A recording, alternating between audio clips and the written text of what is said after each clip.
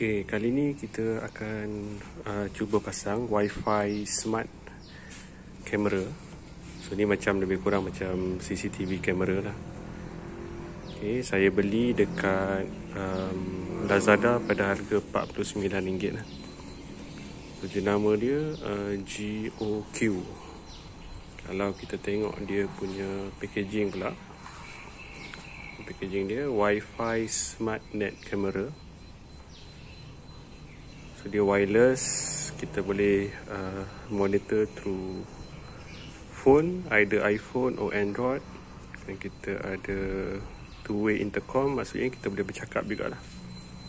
Kemudian benda yang kita record, kita boleh save juga through cloud. Okay, lagi benda yang di provide, kalau kita tengok sini, dia kata model dia V380G6. Power dia perlukan DC power 5V power supply lah, dan 1A current. Okey, yang penting ya, alat ni dia berfungsi dengan 2.4 GHz Wi-Fi lah. So kalau 5 GHz Wi-Fi dia tak dapat connect lah. So dia perlukan 2.4 GHz Wi-Fi. Okey. Okay, dalam packaging kita akan dapat kamera ni. Okay, kemudian kita akan dapat USB kabel. Okay, dia tak pakai, ni bukan type C lah. Kemudian kita ada kepala dia, dengan kita dapat sekali instruction lah, macam mana cara nak connectkan kita punya kamera ni ke internet. Okay, so kamera kita ni boleh kata agak ringan lah. Okay, so dia punya kepala ni pun kita boleh ubah, kita boleh control melalui apps nanti. Dan dekat bawah ni kita ada kita punya device ID lah. So kita boleh buka yang hitam ni. So dekat bawah tu dia ada barcode. Barcode nanti kalau kita nak register device dalam kita punya apps, kita boleh scan barcode tu lah. Okay, nak on, kita just cucuk wire ni kepada USB punya kabel. So alternatif kita boleh pakai, kalau 5V kita boleh pakai bateri macam ni lah. Boleh pakai kat luar, bagi contoh. Okay, apa lagi? Okay, so apps yang kita perlu download, kalau ikutkan daripada instruction, kita perlu download apps V380 Pro lah. So ni available dalam App Store. Okay, boleh tunjuk sini dia kata first kita kena download V380 Pro dalam App Store. Okay, kita akan try pasang ikut dia punya instruction. Kemudian kita tengok gambar dia macam mana. Saya akan cuba startkan device sekarang. Jadi saya akan sambung kepada 5V power supply lah. Dalam kes ni saya pakai USB punya connector. Dan kita tengok macam mana dia punya startup. Okay,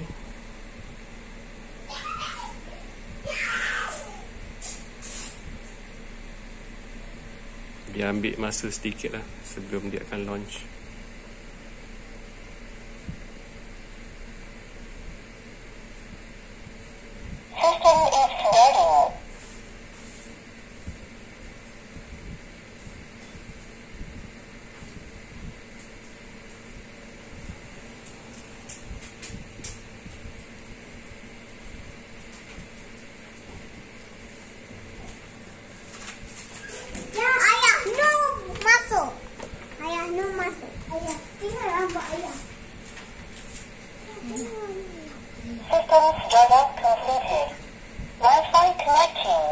Okay, so sekarang dia cuba nak connect kepada Wi-Fi.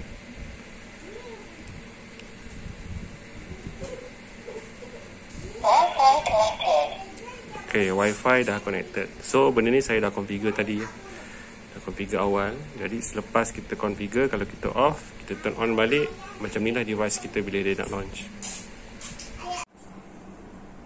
Kalau nak connect device kita ke Wi-Fi, kita perlukan apps ni lah, V380 Pro. So kita boleh download device ni daripada App Store lah.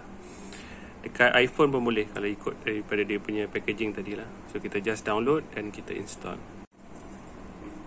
Bila dah download apps tadi, bila kita launch pula, kita boleh login ataupun register lah. Dalam kes ni saya dah register, jadi saya hanya perlu login saja. Bila kita dah login tadi, dia punya page dia nampak macam ni lah. Jadi kita boleh add kita punya kamera yang mana kita pakai. Dalam ni saya ada satu kamera lah. Ok, dan pada kamera ni kita boleh view daripada mana-mana location saja. Ok, kita boleh try. Ok, sekarang kita nak cuba view lah kamera kita. So kita boleh view daripada mana-mana aja. As long as kita ada internet lah. Okay.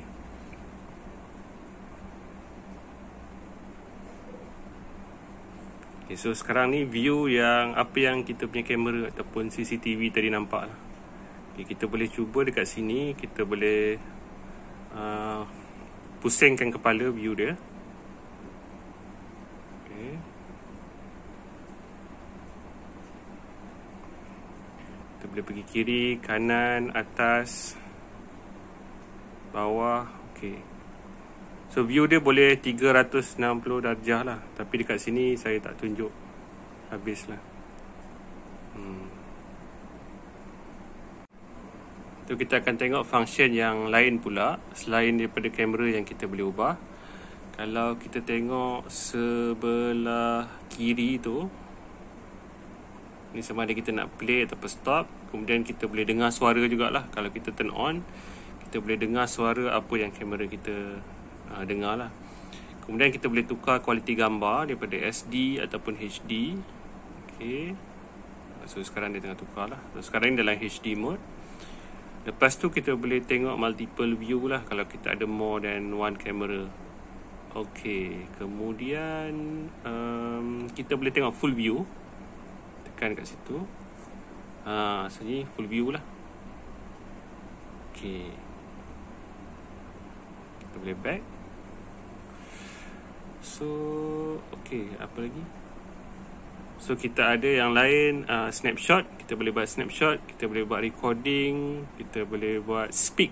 Kita boleh bercakap daripada sini lah. Okay, kita boleh replay. Dan kita boleh tekan more tadi. Okay. So, dekat more ni, ada satu function yang mana kita boleh buat motion track lah. So kamera kita ni once dia nampak ada pergerakan dan dia akan track movement tu lah. So kalau nak turn on motion track ni, kita kena turn on dekat dekat atas tu.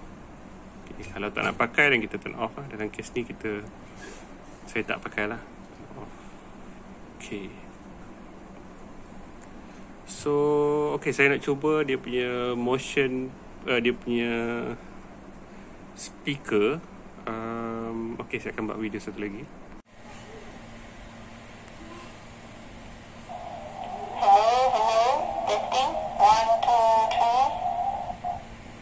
Okay, so ni function yang ada pada kita punya kamera lah, yang mana kita boleh bercakap dan dia ada speaker lah supaya orang lain boleh dengar. Okay, so saya rasa tu je video untuk kali ni. Cuma tadi saya ada mention pasal cloud storage lah. Cloud storage tu sebenarnya berbayar. Kalau saya tengok tadi dalam satu sen dolar ke macam tu lah harga dia lah. Tapi kita boleh save lah. Kalau kita nak save, kita boleh save dalam kita punya memory card dalam phone kita. Kemudian satu lagi yang saya rasa, selepas kita set up, maksudnya walaupun kita tak pakai internet daripada rumah kita pakai internet phone sendiri, kita boleh view lah once device kita dah connected kepada internet. So maksudnya kalau kita duduk di luar daripada rumah, as long as kita connected to internet, kita boleh view apa yang kamera kita nampak lah. Sebab tadi kita dah set kamera kita tadi supaya connected kepada kita punya Wi-Fi di rumah. Okay, so So far saya rasa gambar bagi saya okey lah. Gambar dia lawa, kemudian sangat mudah untuk kita set up lah. Jadi saya rasa pada harga RM49 ni macam okey lah. So saya beli satu dulu untuk try, dan kalau ada yang lain nak cuba, maybe boleh PM saya boleh bagi link lah ke Lazada yang saya beli. Okay, so selamat mencuba dan semoga video ni dapat membantu yang lain. Bye.